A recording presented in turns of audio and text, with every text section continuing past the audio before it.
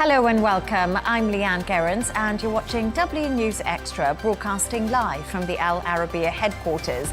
These are our top stories. President Trump defends sending more troops to Alami, saying the city would be burning to the ground without them. 11 people, including the suspected gunman, are dead in Austria after a school shooting. 3 days of national mourning will follow. And Palestinian President Abbas calls Hamas to disarm as the UK places sanctions on Israeli ministers.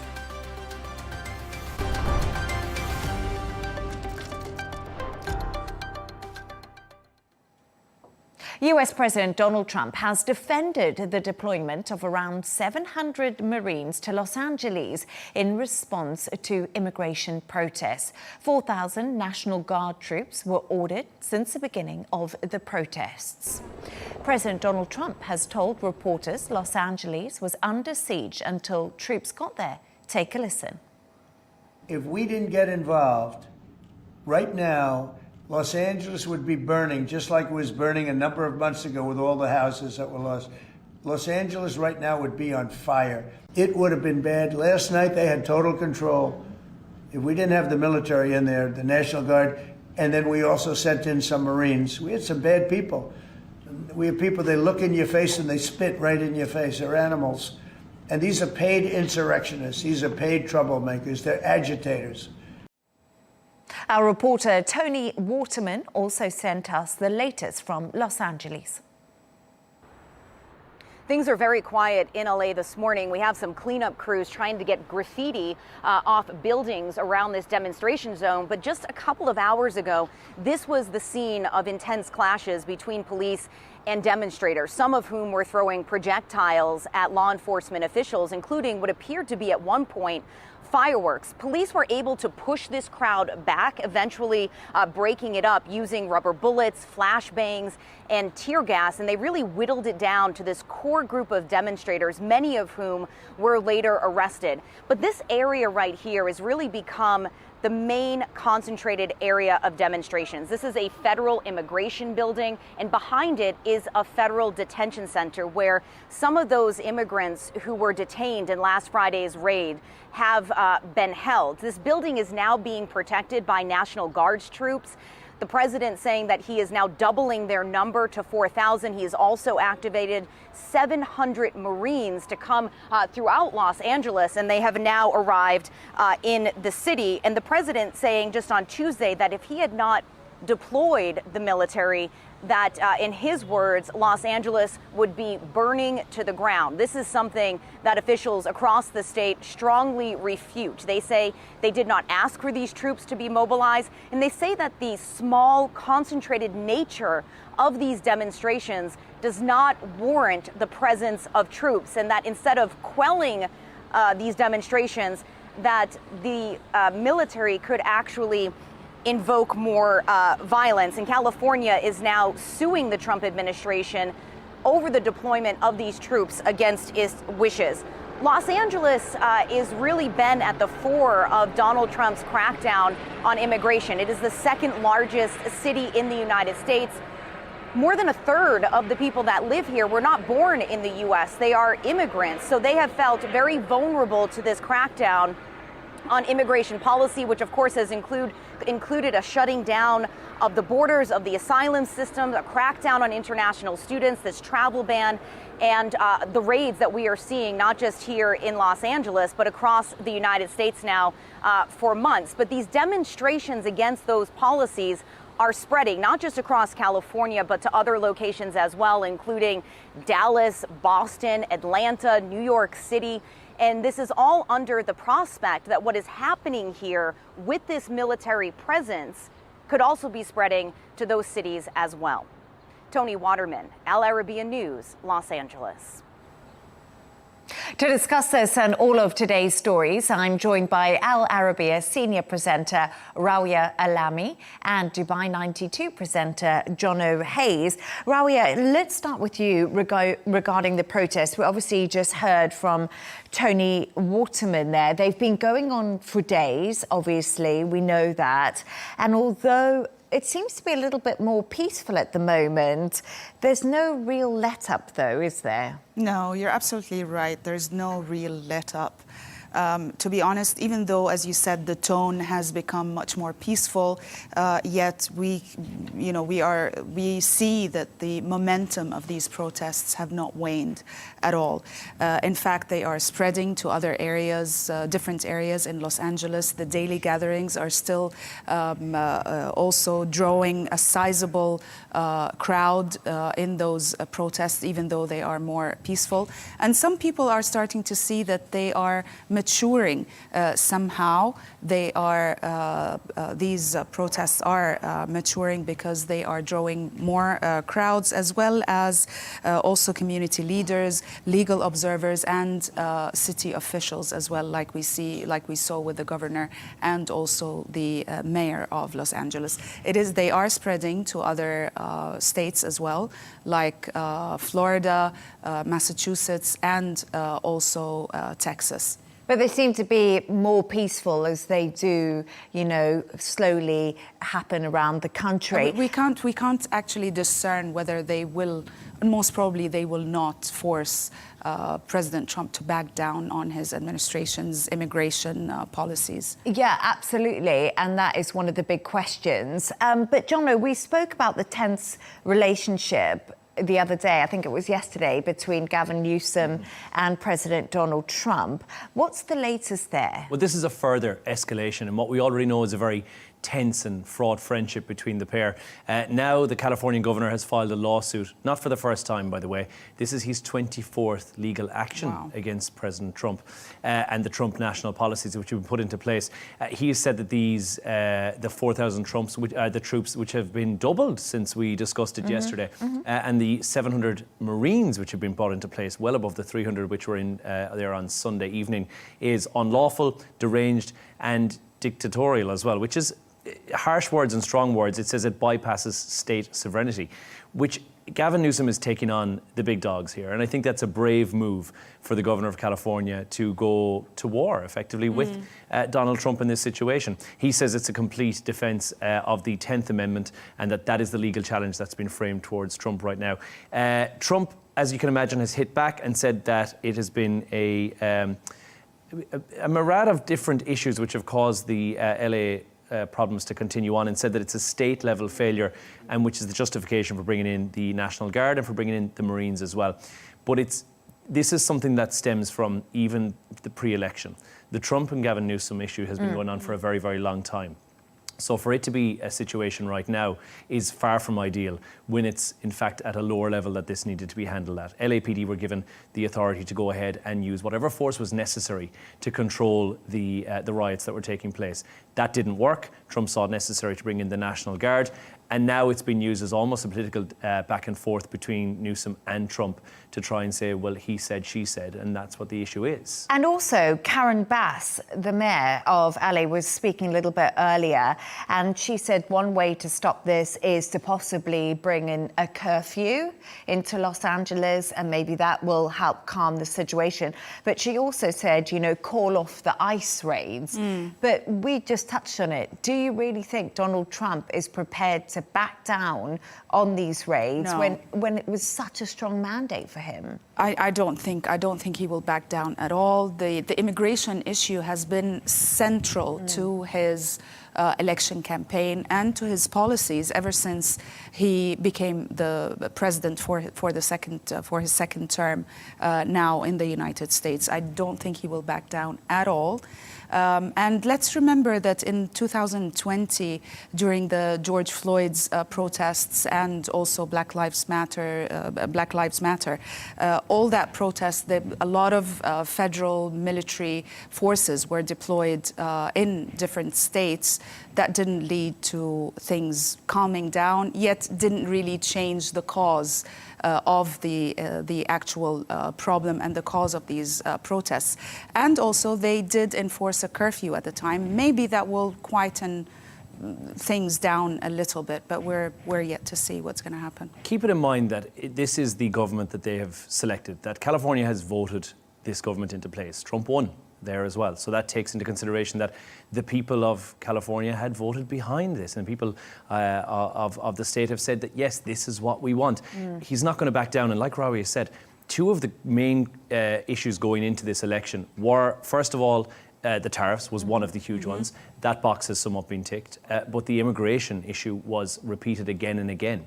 So for Trump to back down at this stage would be it would be unheard of, certainly from the political stance that we know that he's taken so far. Yes. Since he's taken office in January.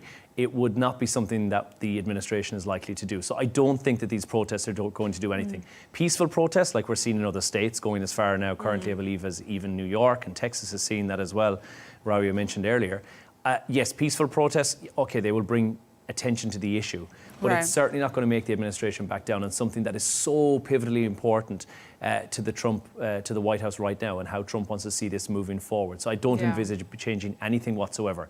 Peaceful protests will likely continue. Yeah, they can be just, I mean, maybe they're just an expression of opinion, and also to show protest, especially in Los Angeles, considering that it is majorly a migrant-based community over there. So. Oh, yeah, absolutely. And like Donald Trump was speaking today, just doubling down on everything, saying that they have some bad people in custody. He said if the National Guard was not sent into Los Angeles, it would be burning. So he's been like, you know, the police were unable to handle it once again. He's just reconfirming what we've heard him say before. But also, you know, there's a human cost to this too. It's people's lives, it's immigrants. And like you said, California has a big immigrant community. And I guess that there's also that fear of what comes next. Will there be any difference? Will the immigrants be able to stay in the country? There's a lot of unknown. And I think that unknown will continue until this particular chapter is closed off. And this is not a short sprint of a race. This is certainly going to be a marathon through the next 3-4 years of the administration. I don't think it's something he's going to solve overnight. The legal paperwork that's involved in the back end of these deportations is astronomical. And so the first step has been taken.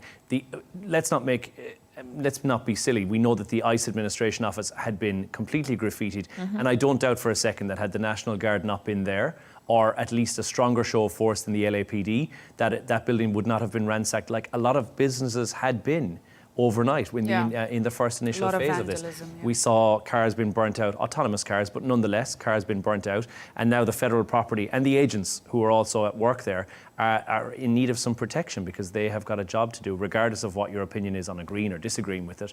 That job has been set down to them by their boss, i.e. the Trump administration, and they're just trying to carry out that job. No, thank you so much for your thoughts on that. And I'm sure that we'll be discussing this again at some point. But let's move on to another story now.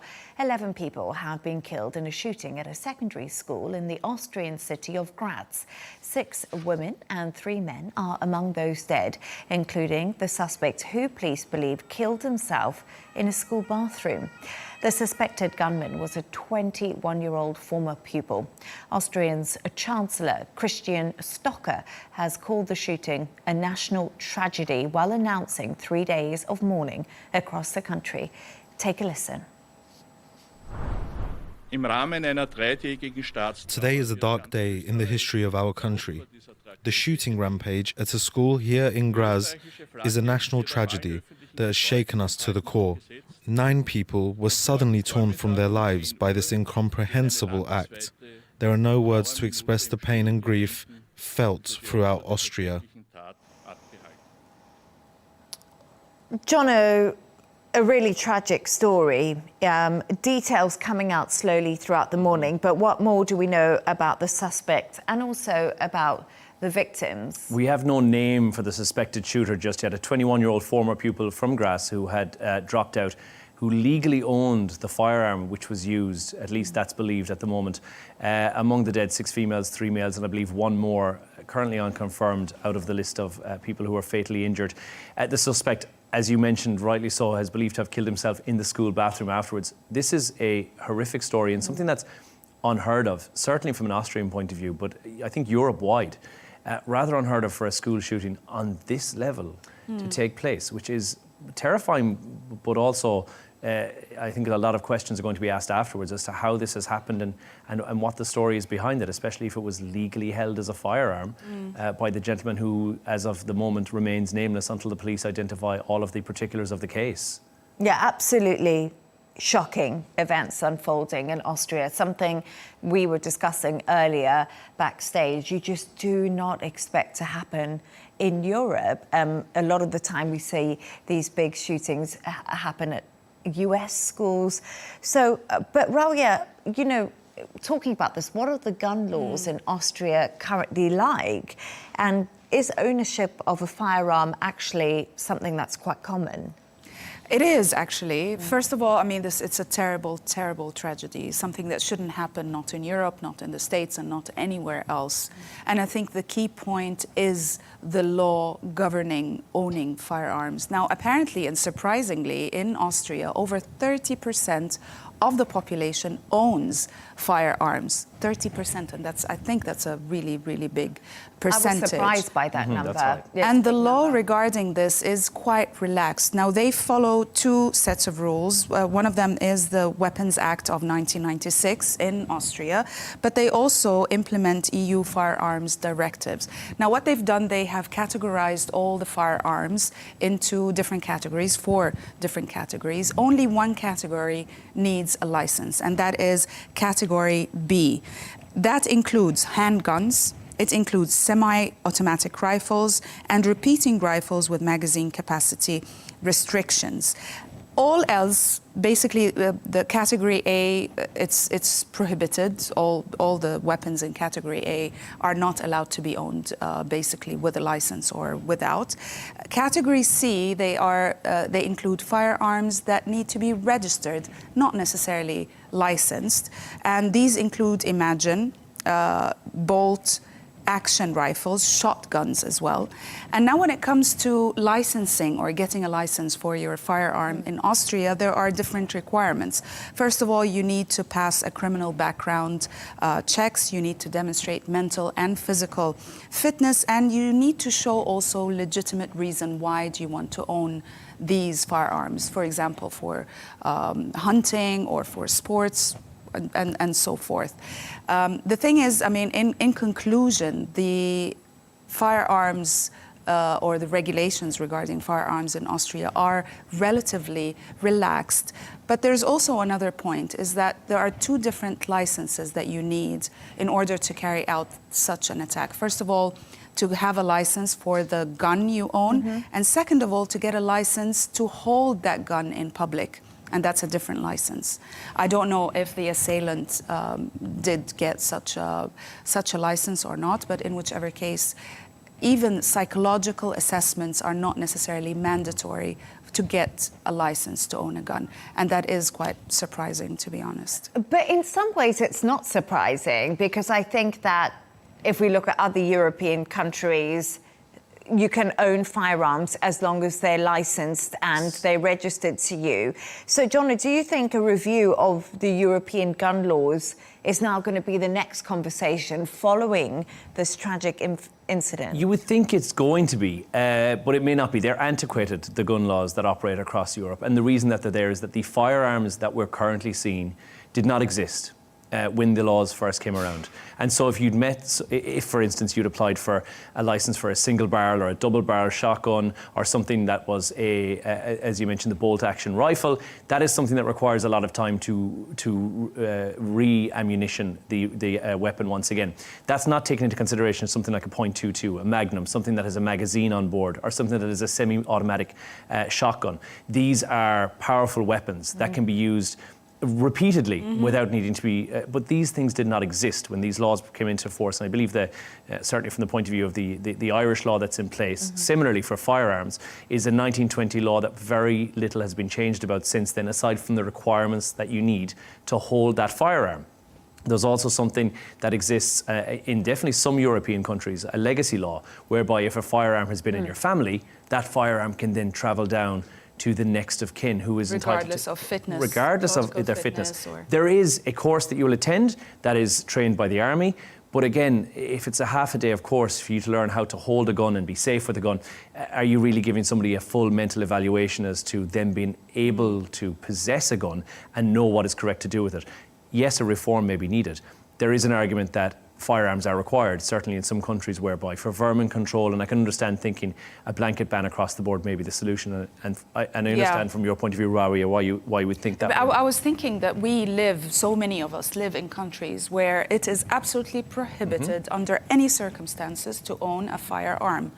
And I think that is quite implementable in other countries as well. And I think it's logical. There is the argument, and it's certainly from a farmer's point of view, for vermin control or for pest control, where it is a necessity. It's a requirement, maybe not necessarily a necessity, to have that as something that you possess in your property. But I do think there's an argument you could say that there could be a person who's hired to do this for you as a job more than anything else. And I certainly think a reform of a law that applies to guns which really were not of the same caliber of what we're dealing with right now, that was implemented over 100 years ago, needs to be reformed. Definitely. And it will be interesting to see that conversation. But we are hearing from Austrian officials that there was possibly a farewell. Well, we know there was a farewell letter that he had written or before this attack was carried out. And, you know, just looking at the volume of people here who fatalities, I'm guessing we're preempting things, but it seems to be very premeditated in many respects. It does seem to be planned, to be honest, especially if he had left a farewell note. We still don't know a lot of the information about what exactly happened. The police haven't released all of those details. But yeah, it does seem to be premeditated, planned. Some of the information that have leaked that the assailant was also attended the school, and he was apparently a victim of bullying at some point during the school. But I would like to go back to a point that Jono mentioned earlier, that it's unheard of. Such a shooting is unheard of in Europe or even in Austria. In fact, it is quite surprising that such an attack is a rarity in Austria, considering 30% of the population actually do own firearms. Apparently, this is the deadliest attack since the Second World War in Austria. Apparently, 2 other incidents have happened. One in '96, where 6 people were killed, and one in the year 2020, where 4 people were killed.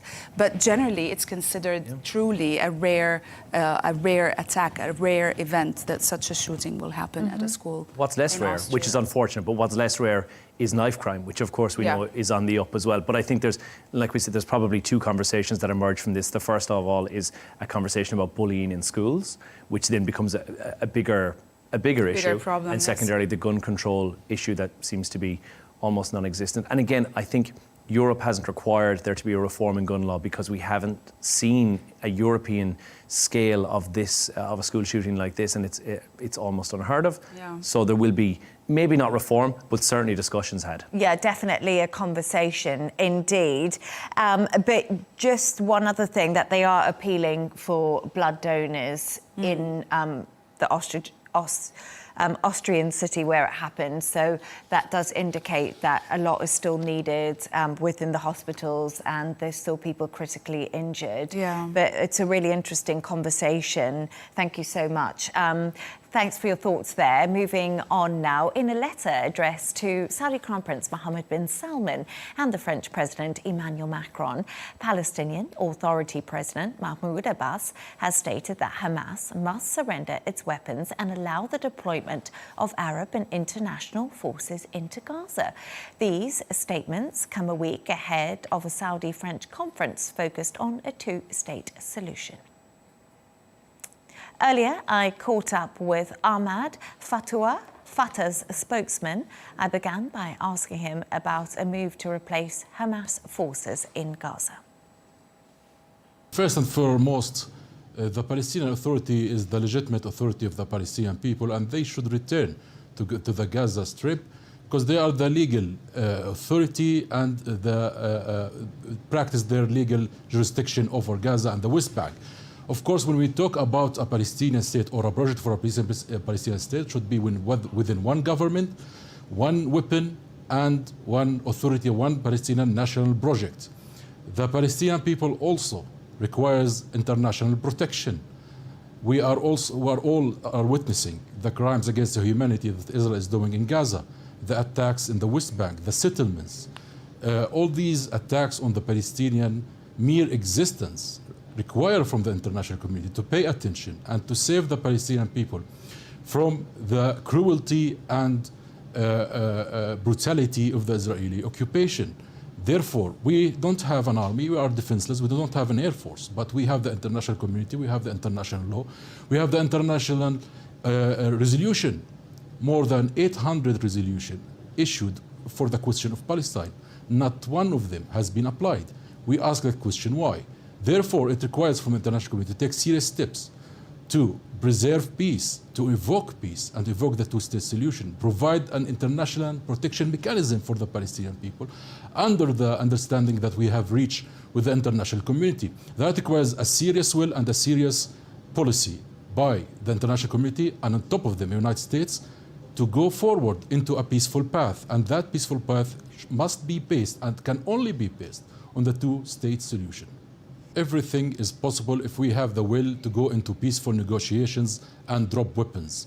Israel cannot continue the process of bombardment, indiscriminate bombardment and disproportionate killing of the Palestinian people and starving 2 million human beings. That is a catastrophe. Let's go for negotiations and peaceful negotiations. We have seen that 2 weeks of negotiations in January have released more than 100 hostages. Therefore, the peaceful approach is actually the only approach, is the fruitful approach. Israel need to wake up from their cruel mind and their vengeance mentality. This is absolutely abhorrent, these ideas coming from Ben Gvir and Smotrich to exterminate the Palestinian people. We should go for a peaceful approach, and Hamas has to step down from power and go with the Arab reconstruction and peace plan, where we have said, and which is approved, by the way, by the Arab League, by the EU, and the OIC, the Islamic Organization Cooperation. Therefore, we go with that plan that states for a ceasefire, first and foremost, the release of all hostages in both sides, and to go for a Palestinian Authority committee to run Gaza until we go for election, and also to reconstruct Gaza and make funds, international funds to the reconstruction. Then to go straight forward into the two-state solution, because we have to admit the inevitable. This is not an issue between Israel and Hamas, this is an issue between the occupation and the occupied. Okay, Rawia, we just heard there. What do you make of what the Fatah spokesman actually had to say earlier about a peaceful approach, and Abbas calling for international forces to replace Hamas? Let's start with what the Fatah official said. This is not new talk. This has been said before. These suggestions have been put forward by the Palestinian Authority before, and great. talk is great, but how are you going to implement this? If 1 year and 9 months of a deadly war in Gaza did not manage to force Hamas to give up its arms and to, give the power to any other party, whether it is the Palestinian Authority or not, then I don't know how Fatah or the Palestinian Authority are going to achieve what they are suggesting. And it's quite interesting because every time I do an interview with Fatah, they're not speaking to Hamas. Of course they're not. There's no communication there. So, as you said, talking's great. But we've heard this all before. Yes. This is nothing new. No. And I do agree with that. But they're not implementation is the problem. And not just that, I mean, in terms of the Palestinian Authority, they don't really have legitimacy in Gaza, at least from, how things were standing before the October 7th and the current war. Even in the West Bank, the Palestinian public are actually questioning their legitimacy. What have they done so far? How have they served the interests of the Palestinian people in the West Bank when so many different refugee camps in Jenin, in Tulkarm are being obliterated, just like Gaza is, by the IDF, and the Israel and the Palestinian Authority is just a bystander that can do nothing, basically. So I'm not sure about the Palestinian Authority being able to take over Gaza, let's say, hypothetically, if Hamas were to surrender. Now, as far as the Palestinian President Mahmoud Abbas's suggestion of having international forces in Gaza, this is also not new. It has been suggested before. It's down to not just Hamas, but also to Israel to accept that. And we saw what Israel's position and the US's position towards the international forces that were in Lebanon for decades, the UNIFIL, and how now they are being, driven back, or everybody is thinking that they're useless and they need to be driven back beyond Al-Litani river marking. So therefore, it's a difficult situation because the UN peace forces that we have seen in southern Lebanon, we saw Hezbollah expand under this. That's the argument. Yes, and they weren't able to do much. And of course, they don't have the power to do anything because they're peaceful. They're not there to do anything different. They're there to kind of keep the coordinated peace. It's such a tricky situation because we say international forces, but who really, if we look at the grand scheme of things? And what is their mandate as well? And will they be able to operate freely, given the mandate by Israel, by the US, and even by the Palestinian side? That is questionable, quite honestly. And therefore, I see what we've heard from the Fatah official and even from the Palestinian president as merely rhetoric, not practical solutions and suggestions that can be implemented. And another development today, and Jono, actually, the UK has sanctioned 2 Israeli ministers. What do we know about this? Let's talk about the sanctions. So, first of all, national security, Ben-Gvir, and also Smotrich, which is the finance.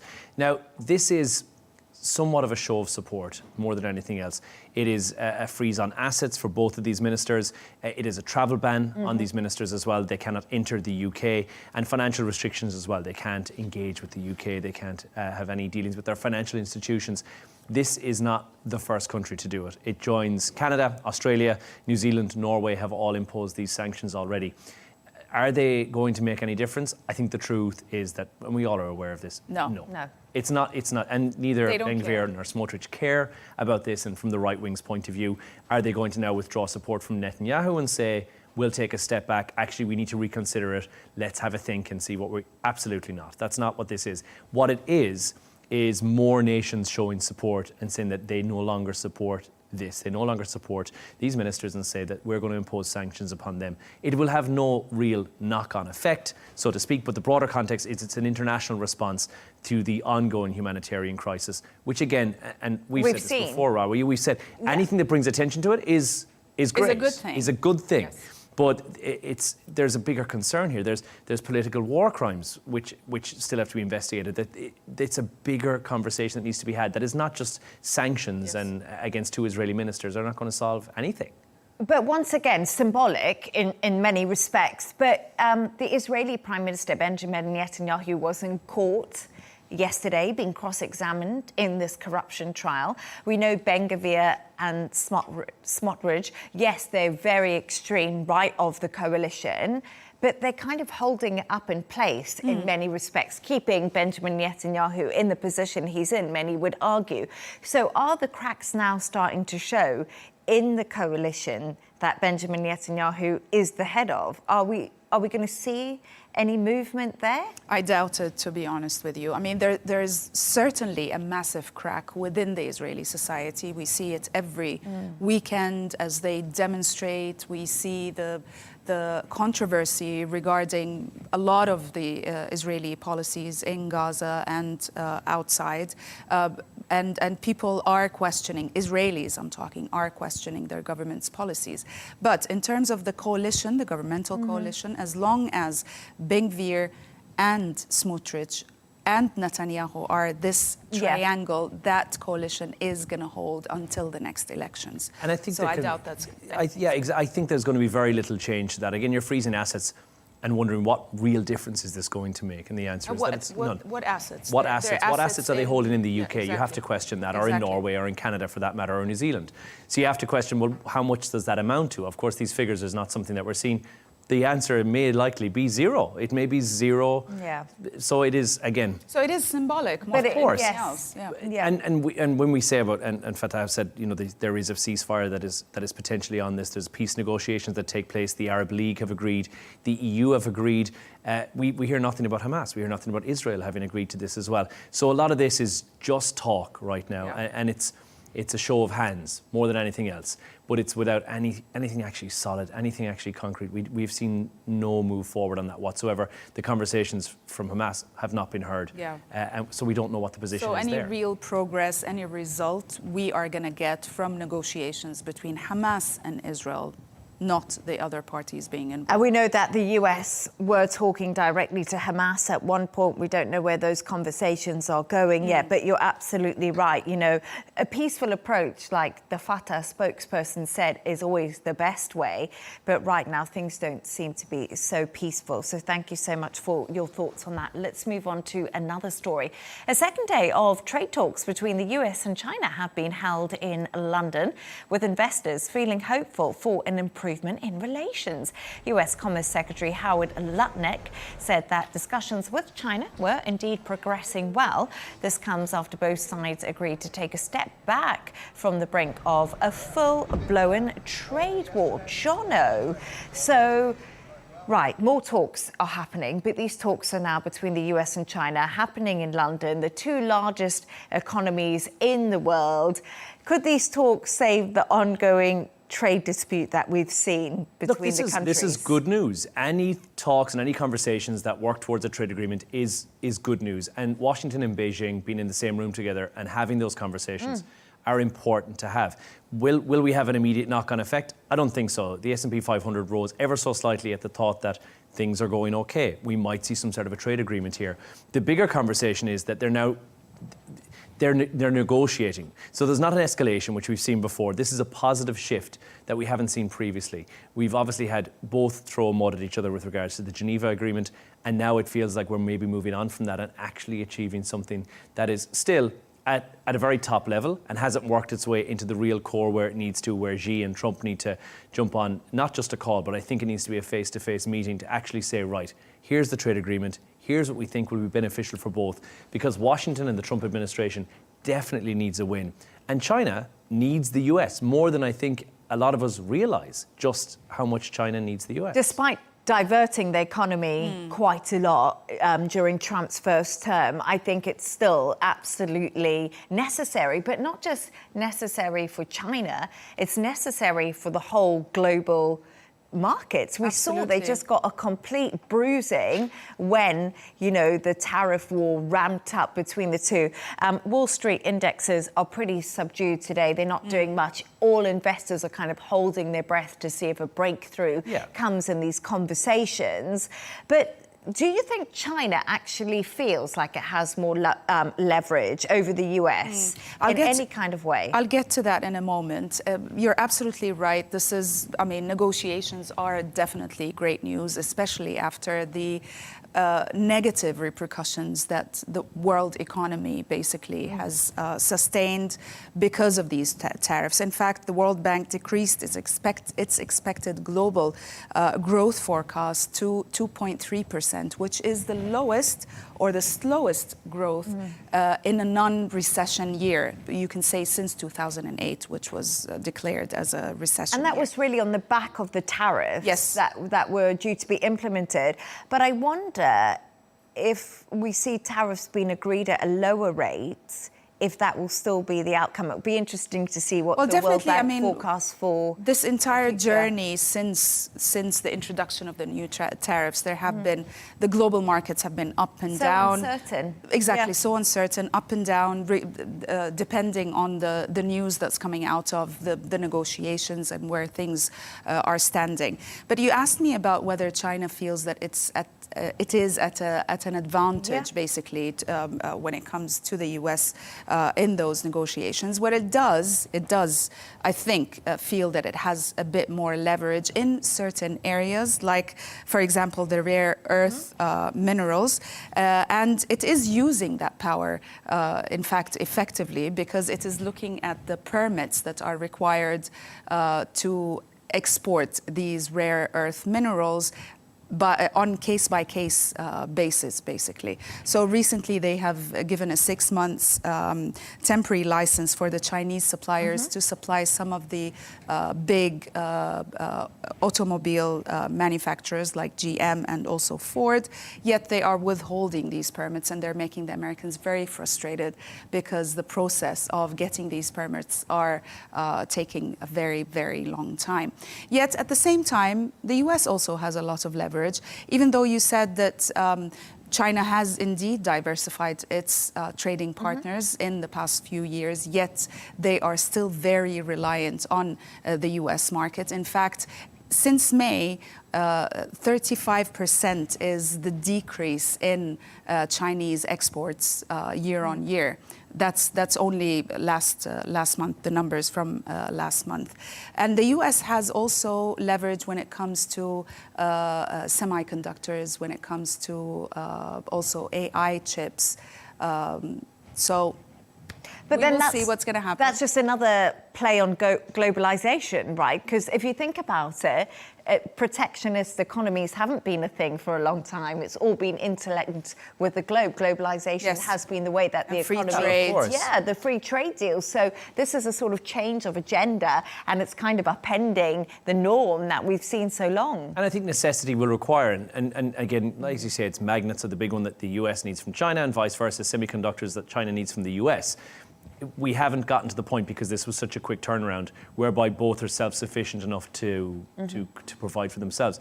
I think if they do, it'll be a very different trade conversation. But I think the reassuring part of this is that it's now gotten down to Treasury Secretary Scott Bessent, who is there having these chats, means that we will strike a deal, and that deal will stay in place until such a point where both are self-sufficient enough that they can walk away from each other and be quite happy without having a trade deal, which is a possibility, but we're nowhere near there yet.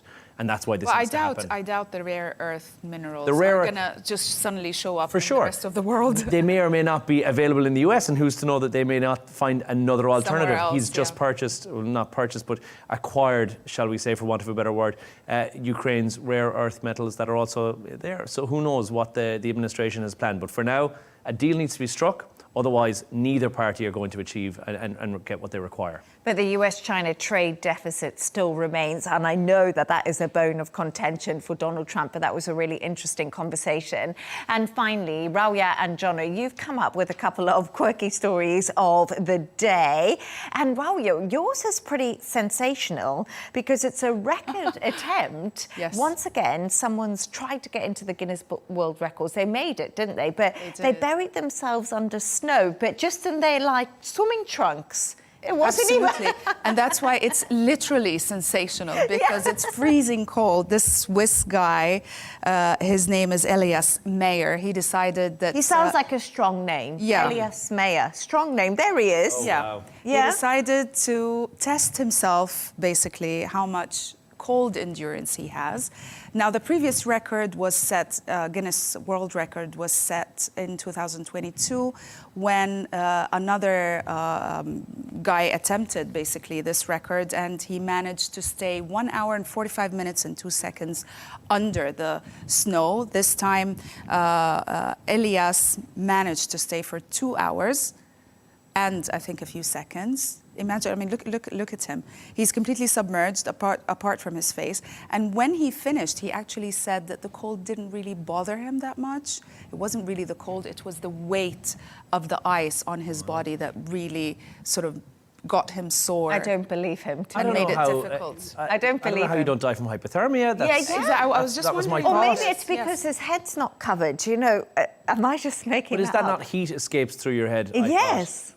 You're the expert. Leigh-Ann mentioned yesterday that she's done an ice bath 2 Once. weeks ago for the first time. Once. And how long did you last? Like 1.5 minutes. Only another It was literally... 177. I don't know why, but I just hate being cold, and that cold when it gets into your bones.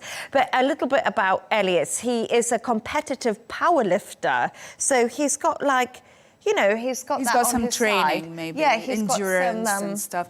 By the way, I just wanted to say something about sort of body temperature and women. We have a different thermostat than, by the way, than You feel the males. cold more the than cold men. more. And it's something to do with the female hormones. Yeah. And there's also an evolutionary reason behind it. Which is as well. which is why the thermostat will be set lower Yes. for a guy than it would be Yeah. for a lady. And that's why we Always always cold. fight over, you know, with our partners, over the AC.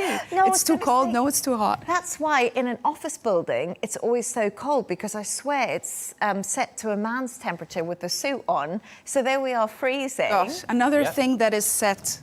for men. Anyway, that's for a whole other day. And Jono, yours is really interesting. Vegetarians apparently are a lot more power hungry than the meat eaters are of this world. Yeah. This is a really interesting story. Tell us more. Well, it's a new study that found that the stereotype of a tofu-eating pacifist is actually the furthest thing from the truth. University in Warsaw have done a little study to find out just a bit more detail about the popular belief that vegetarians may be a bit easier to handle and a bit more, as I said, as a pacifist. In fact, they have a greater hunger for power than their omnivore peers. So meat eaters are strongly associated with values like kindness, conformity, and social harmony. But the vegans and vegetarians of the world are traditionally expressing masculine values, a desire for personal success. So they're actually more manly than your average manly meat eater. So that makes Leigh-Ann more manly because she's vegan. Because Leigh-Ann is vegan. Yes, Right? yes, yeah, absolutely. We're hungry. Get I'm into the starting to top. look at you in a different Yeah, light. no, it's quite interesting actually, because we were talking about the study. I am vegan, very many years have been that way, long before it was fashionable. But when it comes to, I never thought of this before until you brought this on, so it's been a bit of self-reflection. But I secretly don't like to conform. So I do conform to a standard, but then I like to not conform. So being vegan is actually a way of not conforming, which makes Exactly. perfect Yeah. sense. Exactly. Like, I've always been like that. You know, I'll conform to authority, but I will do my own thing. So maybe this is the personal trait Yeah, that maybe makes it you is. vegan and as well not Yeah. conformative. You may not have morally made the decision to be vegan. They may have been part of it, but it may in fact be your character, your personality, which has led to you being Yeah. vegan as a result, because you don't enjoy the social harmony of life, and you prefer to kind of throw a spanner in the works of the greater scheme of things. And I think I do that So in you many might be the- respects. and I never thought of it, Climb but your way to the top because you are more power hungry than any other meat eater. We should go off meat. yeah. But they do say, how do you know? And to be fair, it's not in the case of you, but how do you know you've met a vegan? They tell you they're vegan, but you did not. You did not. No. I try not to say that too much because it's been so long, and I also know that, of course, being vegan is a personal choice, and it's something that you shouldn't reflect onto other people necessarily. It's something that you do for yourself. But I do think that's such an interesting conversation because I do think, you know, a lot of the time we just don't want to conform, and we can tweak those little things in our behaviour to make us different. The cause is the same, like the base of all of these traits are kind of the same. Yeah, no, absolutely. Super interesting. Well, you know, we can't all be normal. That's all I'm saying. You know, it would be boring. It would be boring. We can't all be average. No, we can't be average. Average is boring. No, you know, I always think that if you're normal, you're boring. So what is normal? Be a vegan. Get off the meat. Apparently the way to go. Yeah. Thanks to today's guests, Al Arabiya senior presenter Rawia Alami and Dubai 92 presenter Jono Hayes. And that's all from us on W News Extra. Don't forget to subscribe to our YouTube channel and, of course, follow us on X. G&T with Tom Burgess-Watson is coming up next. Goodbye and thank you for joining us.